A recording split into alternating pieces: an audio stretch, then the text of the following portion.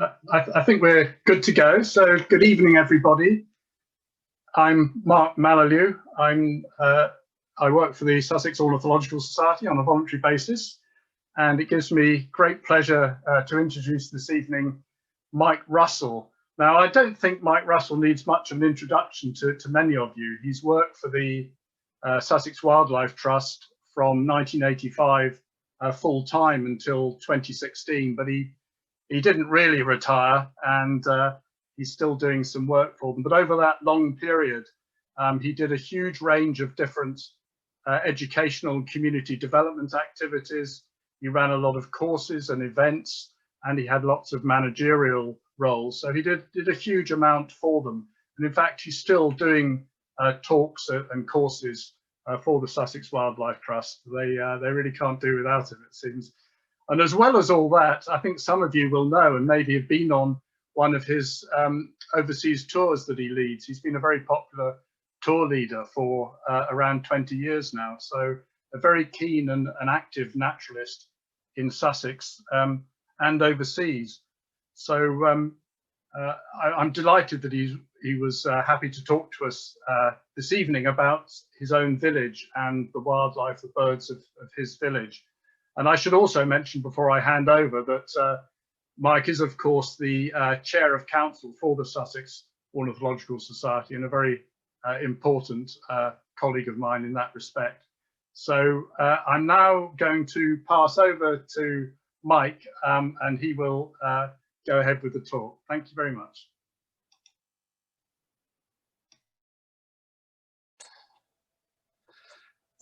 Okay. I hope everyone can hear me and see me. I can't see you, but thank you very much for joining today or this evening. And yes, I'm going to talk to you about my village, Henfield, where I've lived in and around for the last 35 years or so. So I'm going to get straight on the talk. So just going to share the screen and start the video. We'll start the presentation anytime now. There. Right, okay, there we are. Always have to get a cricket scene in. And so this is Henfield Common. And let's just start the show. So I'm going to talk about Henfield, a Sussex village and its birds. Henfield Common features quite a lot in the talk. It's one of the focal points of the village. And that can't do without a cricket scene. And this is the commons where, as you can see, Henfield Cricket Club play. It's one of the oldest cricket clubs in the country. It was formed in 1971.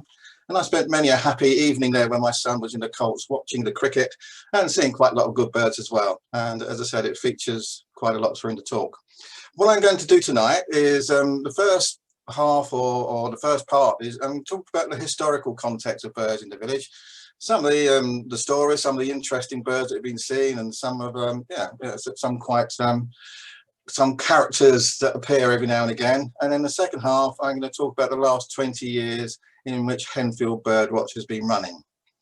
So for some of you who are not from Henfield and not quite sure where it is, well, we're about 8 miles inland north from Shoreham by sea on the north side of the Downs, and about 13 miles from Horsham. So we're in the Weald, we're on the edge of the Weald and on the edge of the Downs, and it's a really nice place to be. Here's an aerial view. I hope you can see it's looking from the south. We're a village of about 6,000, or a few more than that now, 6,200 or 250 people or so. And I say this is looking north. And it's sort of on weald and clay, really, mainly clay with on the green sandstone ridge. And some interesting features here is on the left-hand side of the screen. So I don't know if you can follow my arrow going down.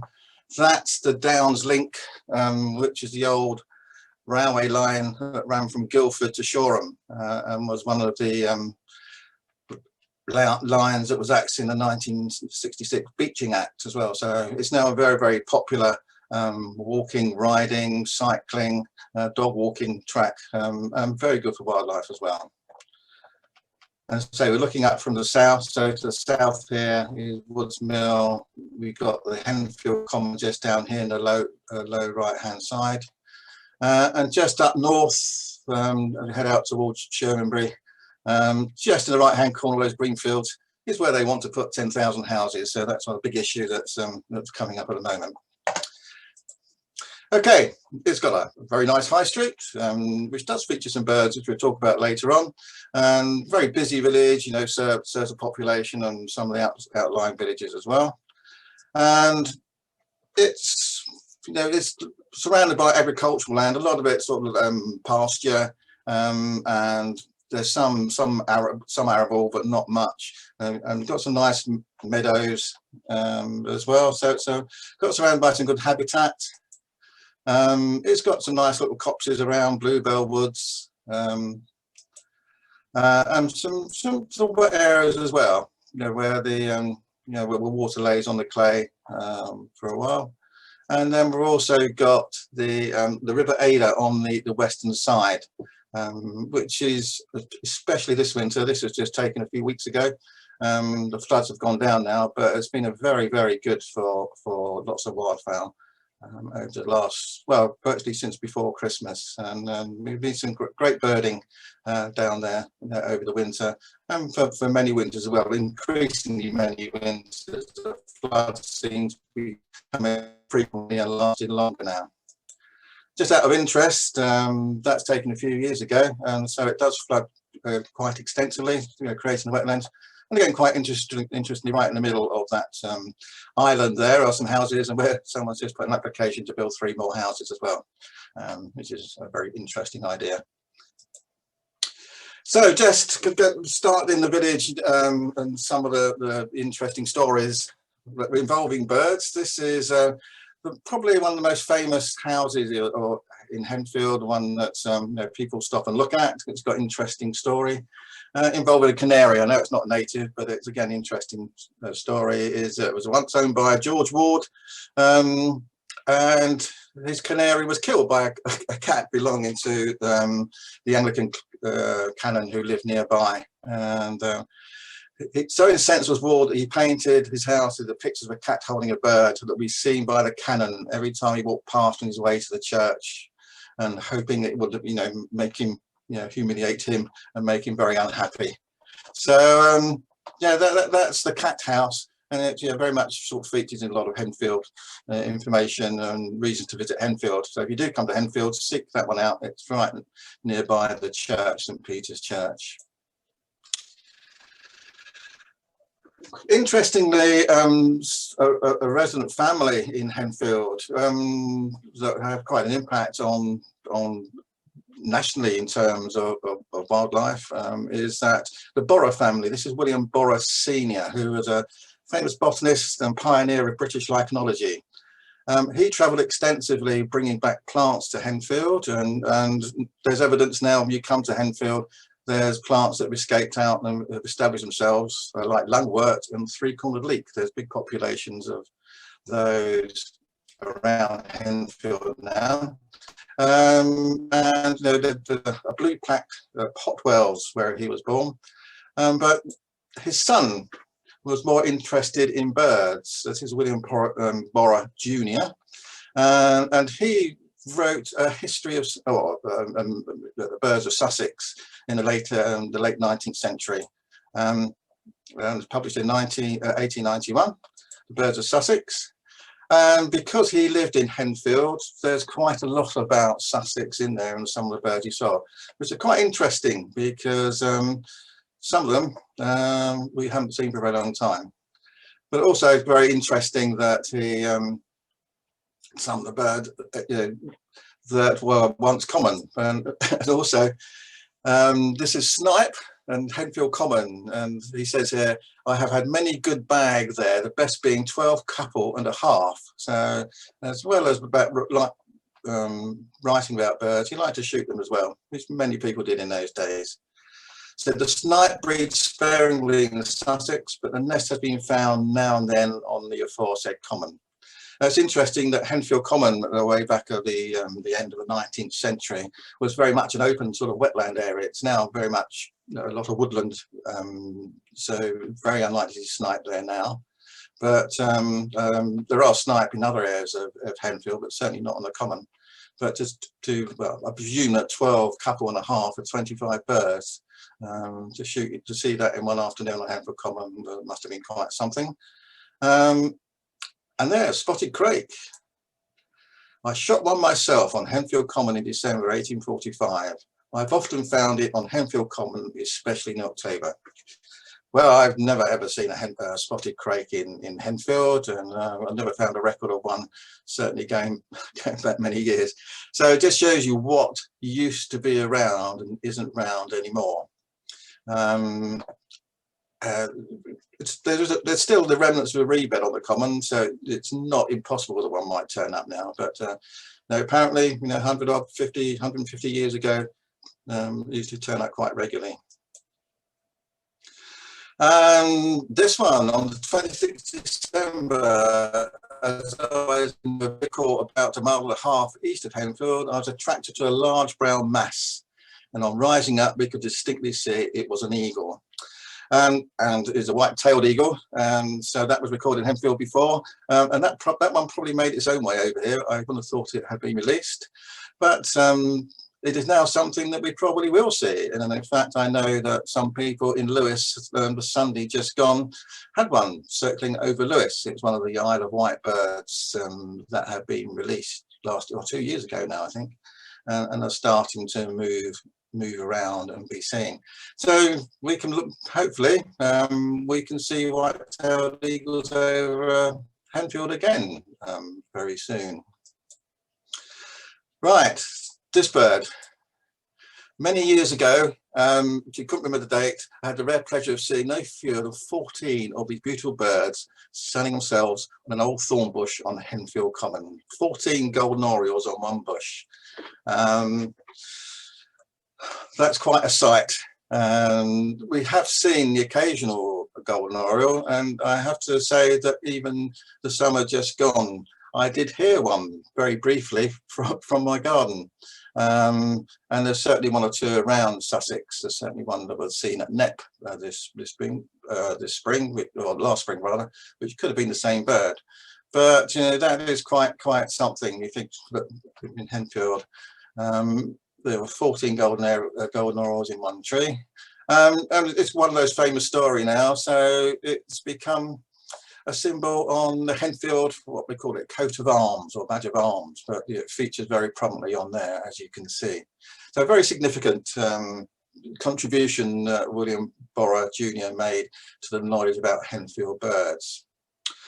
As Mark said, I arrived in 1985 to Sussex Wildlife Trust, and one of my first jobs was to sort through a collection of nests and eggs that were in that were at Woods Mill, where I was based, and there's quite interesting records there. But one of them was a nest containing 4 eggs dated 1917 of a redback shrike that was found on Henfield Common again.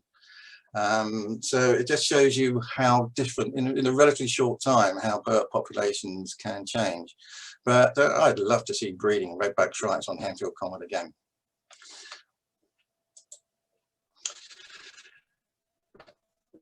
Okay, going back to yes, well, the week I arrived is another sort of Henfield bird story. Is, I say, in 1985. The headline in the local paper, the West Sussex County Times, I think it was all about the local vicar at the time, who had recently gone into the St Peter's School in Henfield and was advocating shooting out magpie nests because they're a blooming nuisance. And that caused a bit of a kerfuffle in the village, but that's one of those stories. But again, showed the association that some birds have had with Henfield. This one was a very interesting one, which some of your SOS members of long-standing may remember. This little bittern, it was found on Hove seafront, if my memory tells me correctly, and I think Paul James, who many of you remember, found it and decided that it was exhausted, so they would just pick it up. They're not what should, so they decided to leave it at Lorham Common, which is just a couple of hundred yards up the road from Woods Mill. And we had a lot of people come to see this. I think over 300 people came. I was very entrepreneurial in those days, and I stuck a collection box in the car park and after donations, because they're all using Woods Mill car park to walk up to where it was, and raised £300 for the trust, which was quite useful at the time. But this bird was very popular. It was very visible on the little pond on Lorham Common. It caused one road accident because someone had stopped in a car just to see what was going on, and another one behind it didn't smash straight into him, so that was interesting. Sometimes you had to shoo the little bit and back across the road into the pond. So it was there for about 9 days, and so it recovered, gained its strength. And one of the reasons why it gained its strength was that it ate up the grey crested newts in Lorham Common Pond. So that's a very rare species, completely annihilating a protected species in the pond, but we forgave him for that. Okay, and the latest Henfield story is probably not really related to last year or the last 2 years. It's probably the biggest story other than COVID and Brexit. Is out the Henfield Peacocks, and this is that made national news. Now people coming or contacting me from different parts of the country saying, "Oh, heard all about your peacocks." These birds have split the village completely. They either love them or don't love them, basically. And but there's about 5 of them that are brought in as a part of the events place nearby, brought them in to add to their events. But they decided to roam around the village, and they've been roaming around for almost 2 years now. They are very attractive. This was taken in our neighbours' gardens, Jim and Yvonne next door, and probably after we shooed them across, because in our road most people spend the time trying to move these peacocks onto our neighbours. But they were very popular, and they boosted the Hempfield economy this Christmas, because the biggest selling Christmas item was a Henfield peacock tea towels. They were very, very popular apparently. But yeah, they are very attractive, but probably shouldn't really be here. Yes, so you can't really talk about Henfield without the links with Woods Mill, the Sussex Wildlife Trust headquarters. The Sussex Naturalist Trust, as it was then, were donated Woods Mill in 1966. The old mill which you see on your left, the miller's house, which you can't see, 15 acres of land. And it helped establish the Sussex Wildlife Trust at the time, which had only been in operation for 5 years. And in that time, it has welcomed tens of thousands of people through education programs, through public visits, through courses, etc. And it's been quite a part of the parish of Henfield. It's right to the south of the parish, and it's been a good local attraction for people to go down and learn about birds, to enjoy seeing birds, and also attracted many sort of famous people, including slightly younger David Attenborough then, along with 3 founder members of the trust, Frank Penfolds, David Streeter and Robin Crane. This was the opening of the refurbished exhibition, I think was in the 1960s, sometime, even before my time. And over the years, a number of people, television companies, even film companies have come to Woods Mill to feature things about wildlife. So that was in the 70s. And one of the last things I did before I retired officially 5 years ago was do something with Chris Packham here on the left-hand side, and the gentleman on my right, as you look, is Nitin Sawney. And this was a program they wanted to do for Sky Arts at the time, and it was a program that Chris was going to talk about nightingales, and Nitin Sawney, who had never heard a nightingale but was a composer, and he was was going to compose a piece of music related to nightingales, which he did, and performed by the Birmingham Symphony Orchestra. And I was there to hopefully just make sure the nightingale sang, which he did beautifully. Took a while, but it did sing, and a really nice program was made about it. So over the years, it has been used as a really key point in not just Sussex, but right across the country to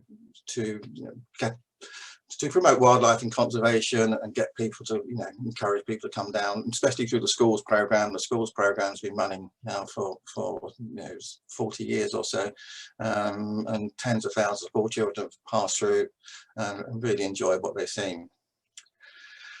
So that's a little bit about Henfield and its position with the birds. I want to go back now, take you back a little bit to the 1980s, 1990s, 1998 in particular, when I was lucky enough to get a Millennium Award from the National Lottery at the time, who were giving grants out to people working in environmental education in particular, and to go out on special projects right across the world, to do some practical conservation as well. Initially it was for classroom teachers, but a lot of the projects were in school terms, so they broadened it out to people working in conservation organisations. And so I was the head of education at the time, so I put my application in. I put my application in to study manatees in Mexico, and I got sent to the Czech Republic to look at the acid rain, the effects of acid rain on the northern forests. So there were two things you had to do on receiving the award, and one of them was to generate publicity for the for what you're doing, to try and get some publicity for it.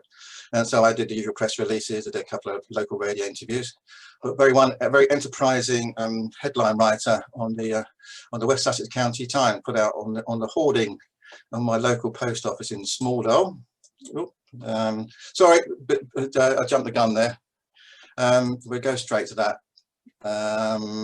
And what he put was, "Wild man of Woodsmill goes on acid trip," and which I thought was a really good imaginative title. But I had a great time in the Czech Republic. It was a very interesting project. But the other thing I had to do on coming back was to do something in the community, and I had a long time idea that I'd like to do more for relating to the birds in Henfield. And I had an idea that we ought to start surveying Henfield. So I contacted a number of people. The first person I contacted was Val Bentley, who many of you from SOS and SWT will know, who lived in Henfield. And if you want something done, you contact Val, because she is such a well-organised person and very good at just getting on with things. The next person I contacted was Roger French, who again many of you SOS may know, whose technical knowledge was very, very much needed at the time about setting up surveys and how to record and things like that. And within 45 minutes I had a committee of 8 people. So we said, look, okay, we'll set up this organisation called Henfield Birdwatch. So this was in 1998. And this is what we looked to undertake to do. A programme, a year-long survey of the birds of Henfield Parish, do it every 5 years to monitor the long-term health of and changes in their populations through monthly parish surveys, weekly garden surveys, and any miscellaneous records. This was at a time when the then government were sort of putting out ideas about the environment and what to do, and looking for how to measure how well the environments were doing. So it sort of fitted in with the ideas at the time, 20 years ago. But as well as that, it was provide opportunities for the parishioners of Henfield to enjoy, understand, become involved with conserving and encouraging their protection by doing the many things, running walks and talks with members and non-members, taking part in the village and parish events, running occasional identification courses, and doing articles in local magazines. So at the end of 1998, we were set to go public, and so we set up a meeting, invited lots of people around, and this was just the beginning of December, and we had about 70 people turn up for this initial meeting, and lots of them wanted to get involved, especially with the garden surveys. So that set us up in doing organising the first survey for 1999. What are the other third thing that we really wanted to do was use the data collected through the survey to provide and help inform planning issues and management of existing and potential wildlife sites within the parish. The first two we sort of got underway pretty quickly and seemed to work quite well. The third one has taken a little bit more time, but I'll come on to that a bit later, because we are starting to use that information pretty well now.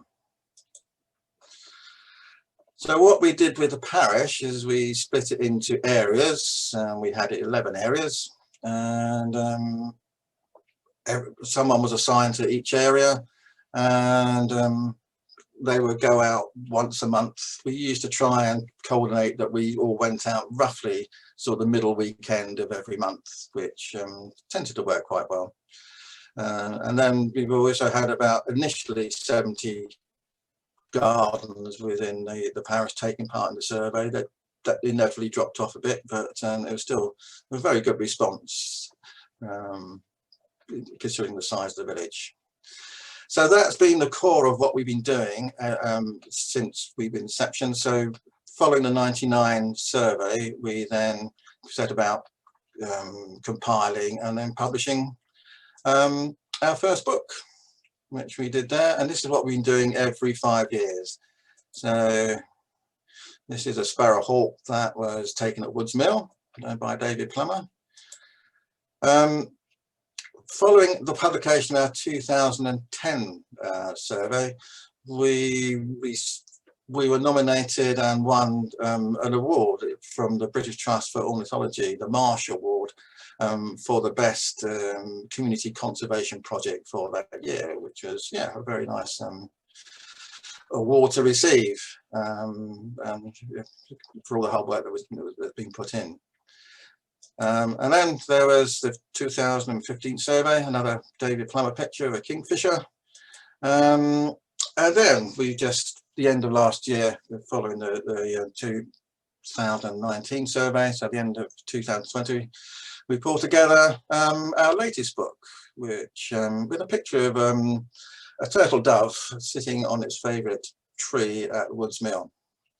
That was a bit more hard work because of the coronavirus made it getting information together a little bit more difficult. But thanks to a huge effort by a lot of people, we pulled it all together. So that's what we've, the basis of what we've been doing. There's quite a few other things we've been doing as well. But quite interestingly, what we did after the 2015 survey is start comparing how certain birds were doing. From the start, we chose these 6 key species that some were of national importance and some were of a bit more local significance. And we're comparing our results with what the BTO results were in terms of the population of the birds. And largely it was, on the whole, it corresponded with what the BTO was saying. But our 6 species were, from the top left, was skylark, which had been declined. The BTO number is the figure on the left under each picture. So that, according to BTO, is 63%. We calculated ours a 47% decline. The yellow hammer, the national decline was 43, but interestingly, ours actually gone up from 1999 till 2014. They've gone up by 20%. So that was going against the national trend at the time.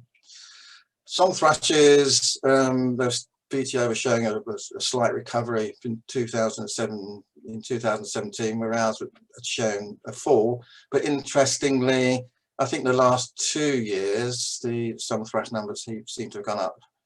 and our house martins had declined, you know, reasonably correspondingly with what's going on in national. So it's a sad tale that showing these declines, and there was declines in many other species as well.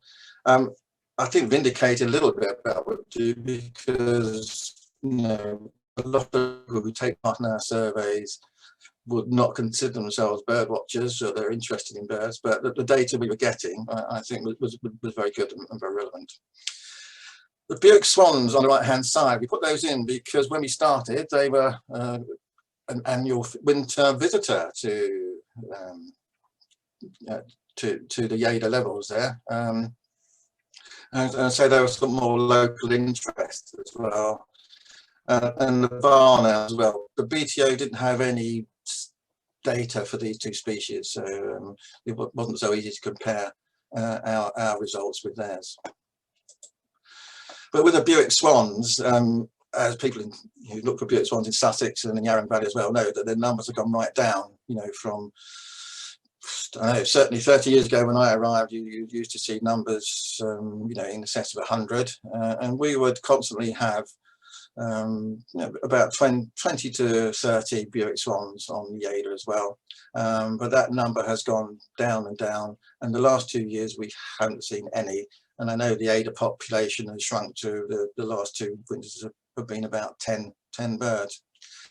Interestingly, Roger French saw an individual on the floods on the Yader on the 28th December 1977, one that had a ring on, which was ringed as a signet in August 1991 near Kashin Island in the Gulf of Karilovinskaya in Russia, which is North Russia. And he sent off to the BTO and was able to ascertain that this individual had wintered previous to being recorded on the Yader, and in 1 year in Holland. He's gone down to Somerset levels, and also spent a couple of years on Romney Marsh as well. But sadly, it's probably we're not going to see these for very much longer. Expected, just to say that you know, what's happening elsewhere is happening in Hempfield. We are still quite, we've got a population of turtle doves, which have declined quite a bit, but we still have regular birds at the moment. How long that will go on for, who knows, but we are taking part in the RSPB turtle dove project to try and monitor the birds, because the Yader Valley is still considered an important area. But the numbers have gone right down, but they're still hanging on. If you move across to the top right, there's spotted flycatcher. As elsewhere in the southeast England, this has declined drastically, and looks like now in the parish it's only a passage migrant. We only see it mainly in autumn, a few in spring as well. But we haven't recorded any breeding for a couple of years now, where once it was relatively common.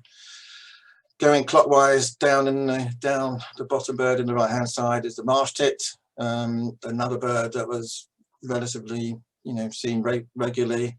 It was recorded in 2019 in just a couple of gardens in the south of the parish that adjoin a sort of hoe wood, an ancient woodland there.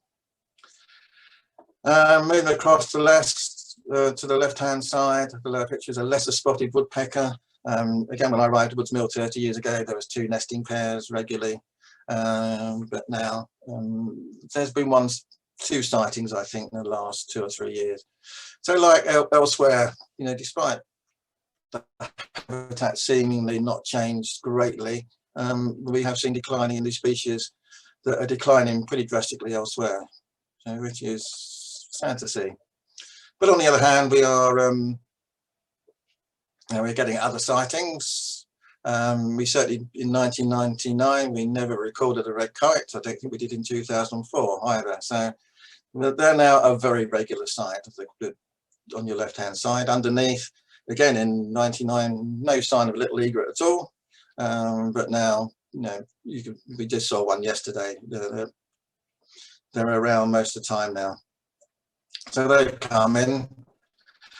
In the right hand corner, there's a firecrest.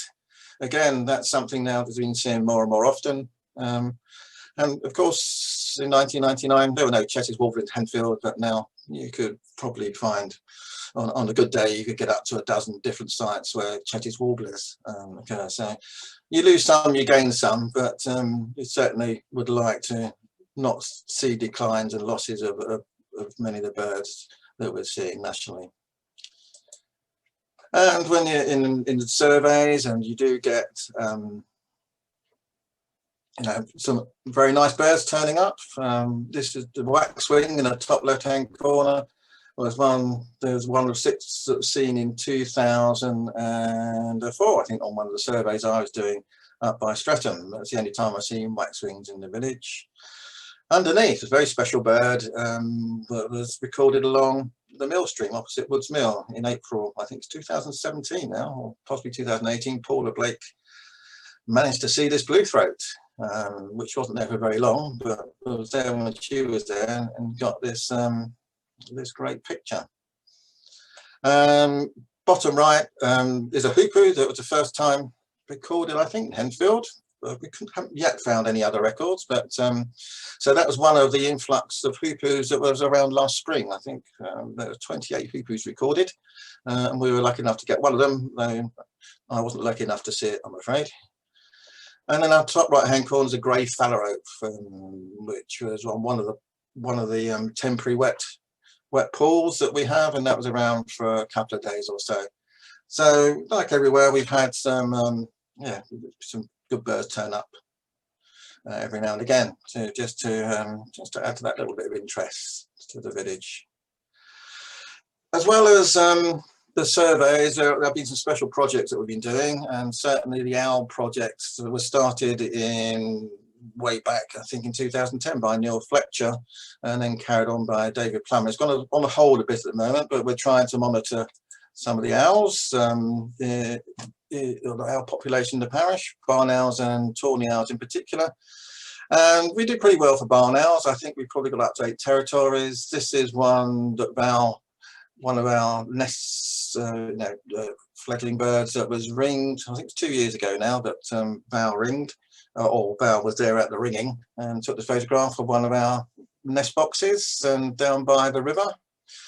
And we're also pretty well off for tawny owls, really. Especially the last couple of years, there's been 2 pairs on the stretch of the Downs link that runs south from Henfield, and this was one of the chicks, and they were sometimes be quite visible, just sitting on the vegetation that overhung the footpath, and made themselves quite visible at times, which was lovely to see.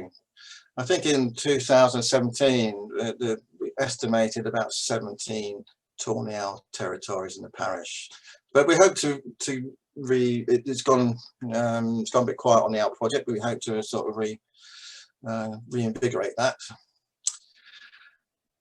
Any of you who watched the David Campbell's lovely talk last week on swifts, we've got a mention, and certainly the you can see on the building on the right hand side, that's the Stokes, the confectioners. And 12 years or 13 years ago now, with the help of SOS, we put 10 swift boxes up around the village. Just behind the swift boxes, in the arches up in the building behind, there was 2 pairs of swifts, and so we put 4 here and 4 else nearby. And after 12, I think it's 12 years or so, or certainly 11 years, there hadn't been any sign of any swifts nesting. And I was just going to suggest to the others that we perhaps take them down and look for resighting them. But lo and behold, in 2019, a little swift went and poked his head in, and we now know that there are 2 pairs in those 4 boxes up there. In the 2019 survey, we noticed that there were 6 of these boxes occupied out of 20, and plus other nesting sites as well. So there's probably 6 to 10 pairs of swifts around.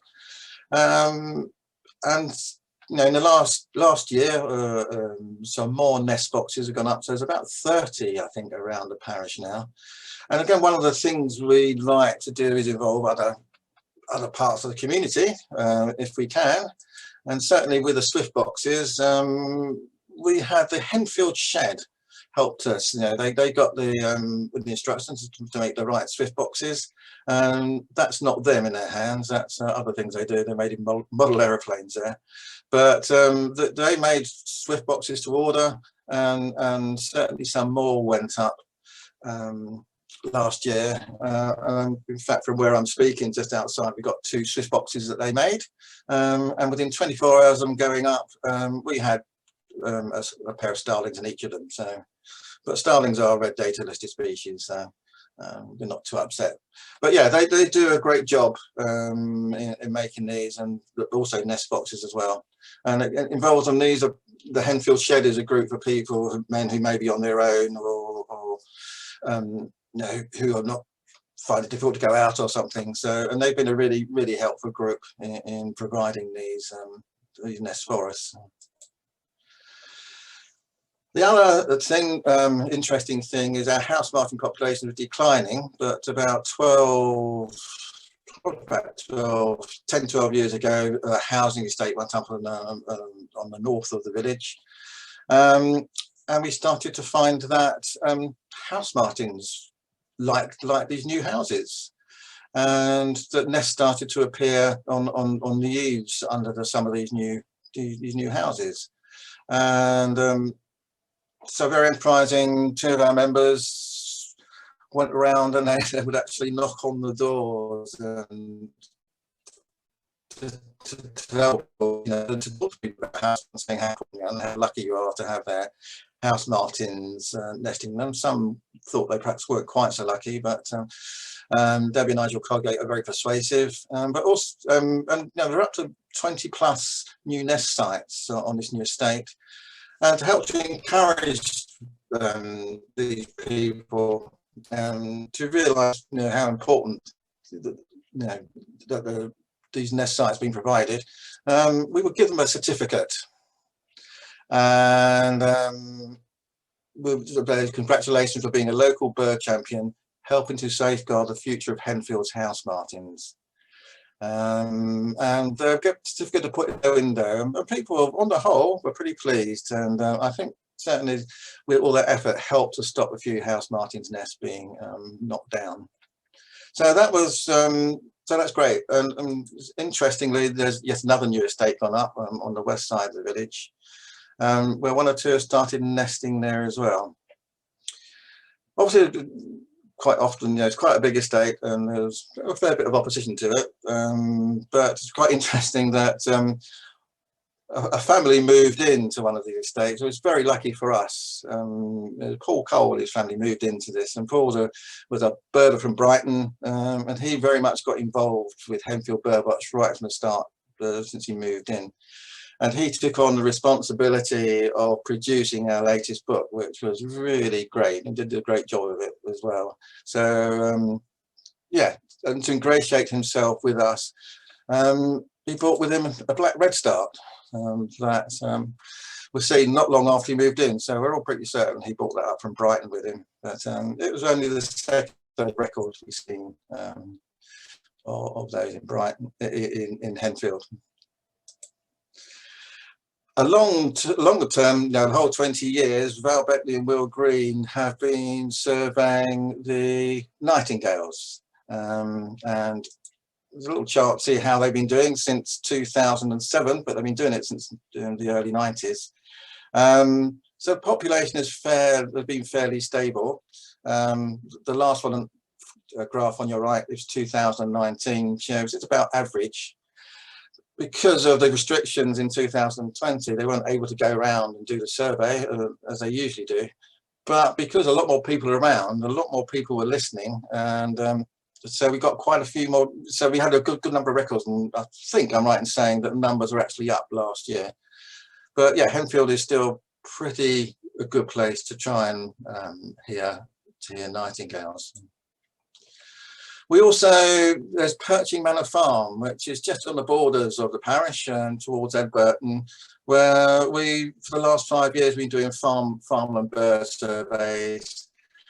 Part of the farmland bird survey project as well. We've got a very, very good farmer there, David Ellis, who's also been involved in the turtle dove project. And that's, you know, the number of surveys go out there each year. And there's just a little summary of some of the sightings for 2019. Looking at skylark and good, you know, pretty good numbers of yellowhammer, meadow pipits. But it's great to be able to do that, and noticing the changes. And there's also nightingales there as well, and barn owl nesting around. So it's going to be an ongoing project to keep serving that. Just interestingly, because of lockdown last year, it was a terrible time for people, but sometimes something about it was actually quite good. A lot of people who weren't going to work, who were, you know, not able to go out or just go out locally, and we had a lot more people going out and about, and we had a lot more people who seemed to be getting interested. You know, we had a Facebook page at the beginning of last year before lockdown. We had 54 members, and looking today, we've now got 220 members or so, and which has been really interesting. And a lot of that is through personal contact of existing members, talking to people, because if you're out and you're looking through binoculars, people ask you what you see. And it's been really encouraging how many people have stopped and talked and really been interested in the birds, and you know, are becoming a little bit more engaged with us. Also, being around all that time, we found quite a few, well, there's more records of birds coming in, and some new birds as well. Val Bentley found this glossy ibis at the beginning of the year that stayed around. That's down in the bottom bird on the left-hand side. In the right-hand side, we got our first great white egret, which we were able to find out on the Henfield levels. It's the first time that had been recorded. And then in summer, I was leading a walk down on the river, and we saw 15 cattle egrets, having only ever seen 2 single ones previously. There was a lot of movement about with cattle egrets about the summer, and so that was really nice to see. So we got some pretty good records during lockdown. And of course, with our proximity to NEP rewilding and the storks, a few stork records we're seeing of some of the birds that were released from there, and so we look forward to seeing a few more storks around the parish as well. It's a lovely sight, seeing them soaring over your village, which we've seen them once or twice. So there's some exciting projects coming up. We've got the Wilder Horsham District project. This is a partnership between Sussex Wildlife Trust and Horsham District Council. It's a 5-year funded partnership. Of course, Henfield lies within Horsham District, and one of the bigger projects as part of that is the River Ada Restoration project, which is to really identify important wildlife sites on the Ada floodplain, really. And this is where now we're able to start inputting our data that we've collected, about 200,000 records over the period we've been doing the surveys. And so there's a working group which is led by the Sussex Wildlife Trust. They're the lead group on this, but a lot of local groups and other parish councils are joining. Henfield are taking part, and local landowners, and hopefully this will help deliver this sort of target the government has said they're setting of having 30% of the land in the UK with wildlife, you know, to improve biodiversity and increase biodiversity, and have biodiversity as the most important factor of that landscape. And so this is really exciting for us, that we can actually contribute to this Well, good relationships with Henfield Parish Council we've been building up, and we last year for the first time we did survey of the 3 commons, which is Hempfield, Orham Common and Broadmere Common, and we do breeding surveys, and this is all part of trying to help them with the management of, because they're responsible for the management of the commons, and so the more they know about the wildlife and the birds on the common, the more we can sort of have an input into the management, and I think that's going to work very well. A new project that's just been talked about in the last couple of weeks is a Henfield Heritage Birdwalk Trail. The council, the parish council, have set up these heritage trails around the village to try and attract people in, and they've asked us if we want to do a Henfield Birdwalk trail with them as part of a series of one of these walks, which we are just about to embark on. Nest box cameras, for a number of years now, we've had a nest box camera in the library, and it's been really popular. Obviously this year and last year we weren't able to do that, but for some years now it's been there, and the brilliant library staff there keep a log of, of comings and goings of the birds and the hatchings and things. They also use it, when they have the storytelling for children. They will make up stories about the birds that are using the camera, using the nest box. So that's been great. And just this last weekend, just gone, one of our members has put in a nest box camera into a home, in the village, for old people's home, that so they can look and see what's going on there. So that's another thing that we've been doing. We'd like to do more of. We hope to produce, or what we're looking to produce, a definitive guide to the birds of Hempfield, a complete list. We're doing quite a lot of historical research at the moment, and that would be something that will go online when we have it when it's complete.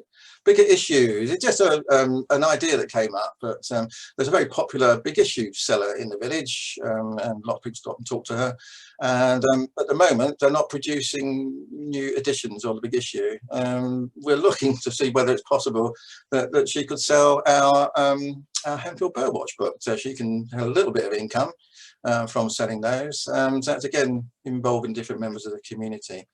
So there's just a few things that we've got coming up. Just coming to the end now. It's quite interesting that just the other day, Chris Packham and Megan, who are stars of obviously Spring Watch, Autumn Watch, etc., set up the Self-Isolating Bird Club, and we sent them a copy of our book, and they were very fulsome in their praise. I think it was on Sunday when they did this. They do this podcast, but you can see on YouTube. I'm very impressed with what we were doing. So that was very nice endorsement of of the work that we've been done, not just now, but over the last 20 years or so. So we're very grateful for that, and it's something you can look at on YouTube. If you go to Self-Isolating Bird Club, you should be able to find it. Just quickly now that we are still, it's not just birds that people are interested in. Henfield is a very thriving community, and we have what we call Sustainable Henfield, which is set up to look at all sorts of environmental issues like carbon footprinting, plastic, recycling, things like that. They also have a biodiversity group as well. And they've been planting out native plants and trees, and looking at increasing pollinating plants for insects as well. And they've also more recently took on overseeing hedgehog recording, and as you can see from this map, so there's a hedgehog Facebook group which you can send your sightings to, and they're starting to record this, where the hedgehogs are recorded. So that's starting to happen. One of my own personal favourites are stag beetles. We're still very well off of stag beetles, and in the last couple of years, encouraging people to report the cluster endangered species who are sort of monitoring stag beetle populations, and you know, it's very important because that's the intersect of my youth, being brought up in South London, where they used to be very, very common, and there's only very isolated populations in Sussex now. So just coming to the end, just thanks to all the people who provided photographs. None of them are mine, they're all other people's. I'm very grateful for them to let me use their photographs. If you want to find out more about Henfield Birdwatch, go to our website, www.henfieldbirdwatch.co.uk, and if you go there, you can find out how you can buy our book. It's only £5. It's only £7.50 to become an individual member, and if you become a member, you get the book free. So it's £7.50 if you want to become a member of Henfield Birdwatch, £7.50 or £10 for a household. It'd be really nice if somebody of you joins, yes, so that I can say, oh, we've got 200 members now, which would be really good. But yeah, so go and have a look at our website. And yeah, thank you very much for listening. And just no, Henfield loves its birds, and I hope you enjoyed the talk. And yeah, if you're around Henfield, there's lots of nice places to go. So again, thanks very much for listening. I think that's me over. Thanks very much, Mike. That was excellent, and I think everybody loved the historical context that you started with. The canary story, I think, is going to bring lots of people to Henfield. Yeah. Survey work is just hugely impressive. And I'm really not, I don't think anybody's surprised that that you got that award from the BTO. You've engaged so many people, inspired them, and there's so much innovation in what you do. I think it's really tremendous. We're slightly short of time, but I know there are questions.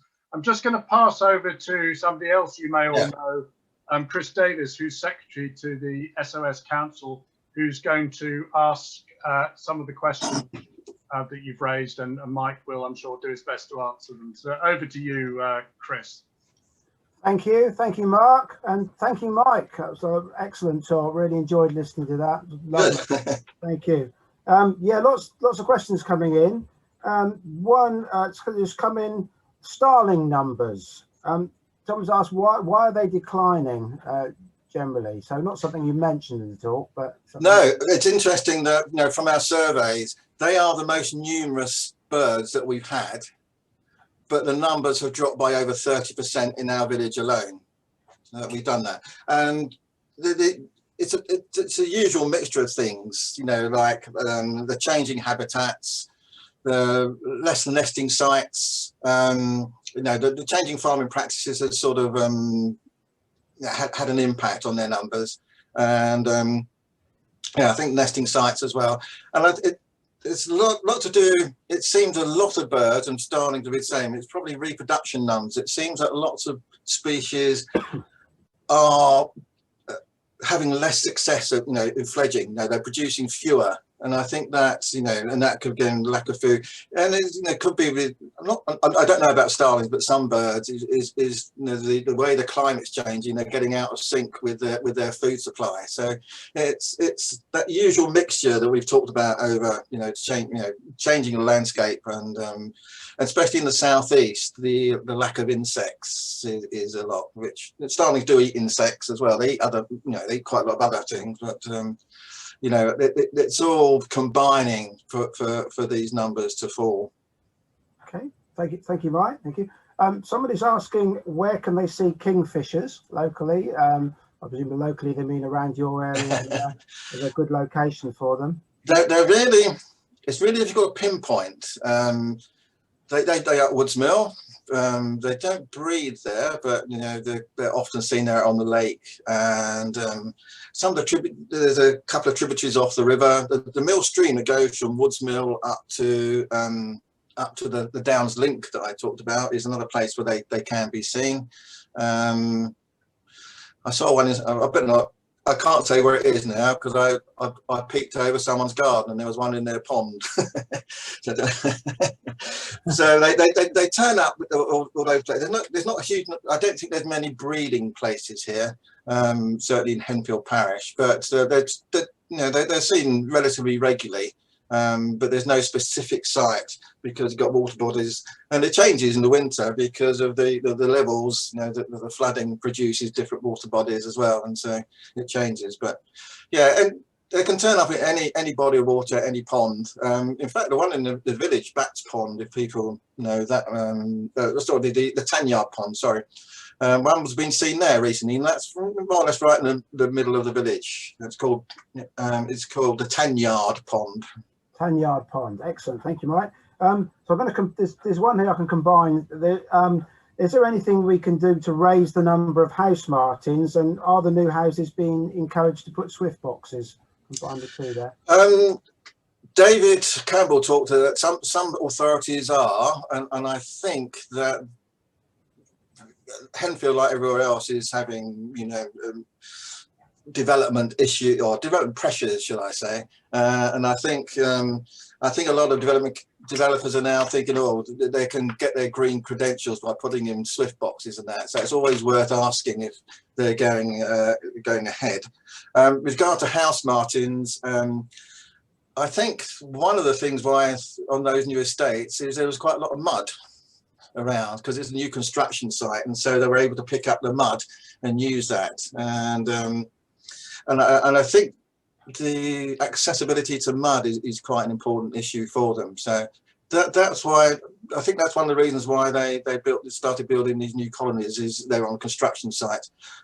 It'd be interesting. What we're doing is monitoring. We have a Hazel Haylock who's monitoring the house martins year on year to see if the numbers will change. And so that's one we're looking out for. But access to mud is important. And yeah, new houses that have overhanging eaves are ideal, really.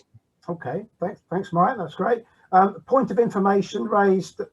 Somebody who knows the cricket club quite well says it was formed in 1771. Yes, yeah. The oldest. The oldest, yeah. Yeah. Okay. So there's a questions about which I think probably is a whole new talk, really. Have the planning authorities considered the impact of wildlife in Henfield of building all these new homes? And really, have we got any politician support, for protecting the wildlife and the wild birds? There is, and I think that's where at least the information we have, and I know it's something the SOS and Richard Cowser, our conservation officer, and I think what we're trying to do is have that information ready at the beginning. So when planning application comes in, we can put that information in, we can submit that information, which is what we've done. We didn't talk about Mayfield because actually, but there's this big proposed Mayfield town, and they were not considering the wildlife, or they were paying very little attention to it, really. But I think what we did a survey on that particular, some of that site where they were building, and their ecological report said there were no red data species, and we found 18. Right. So it's so important that you do these surveys before the application goes in, so you can say, hang on a minute, you've got these number of species. So that's what we're able, I think we're able to do that. That's why I'm been so pleased, because for the first 15 years of Henfield Birdwatch, we haven't been able to do that, but now we're in a position to really put that data in right at the beginning. And it may or may not have an effect, but at least we've got that data. And I think that's really important aspect. And I know having that data before things happen, and we want to feed that into the wilder Horsham plan as well, so that Horsham District Council know, hang on, these sites are really important. I think that just shows the value of surveys, and you don't always know what the importance of your records are going to be, but please go out and exactly what's around. Exactly. One more question, I think, just to finish off. And any other questions that we haven't managed to answer, we will put the responses on the SOS website. So sorry if we haven't got to all your questions. But are the Buick swan losses occurring across the migratory route in regard to a specific issue in a specific location, or is there, you know, another reason? Again, there's a number of issues. I think they're less successful on their breeding grounds, but also there's the idea that, again, climatically, they probably winters on mainland Europe are probably not quite, they're less severe. They're probably less severe than they used to be. So in effect, they may not have to come over this far to find enough food to see them through the winter. Yeah. There's undoubtedly a decline in the population, but also we're not seeing so many because perhaps I don't know, but I'm sort of surmising they don't have to make that journey across now, because those that are surviving migrating are finding enough food in Germany, Holland, because I've heard that numbers in Germany have actually been going up. Wintering numbers in Germany have been going up. So I think that's one of the reasons. Yeah. Thank you, Mike, and thank you so much for your talk. We really enjoyed that. Pleasure. Thanks, Chris. I'm going to pass back to Mark. Thank you. Okay. Thanks very much, Chris, and Mike. Thank you for answering all those questions, and thank you everybody who posed such a lot of good and thoughtful questions. So just to say that the SOS series of talks is going to continue. We've got another 4 coming up, and as it happens, next week's one is on honey buzzards, and it's by me.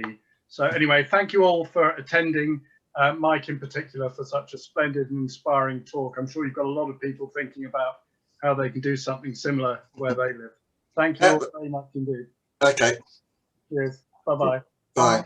Bye all.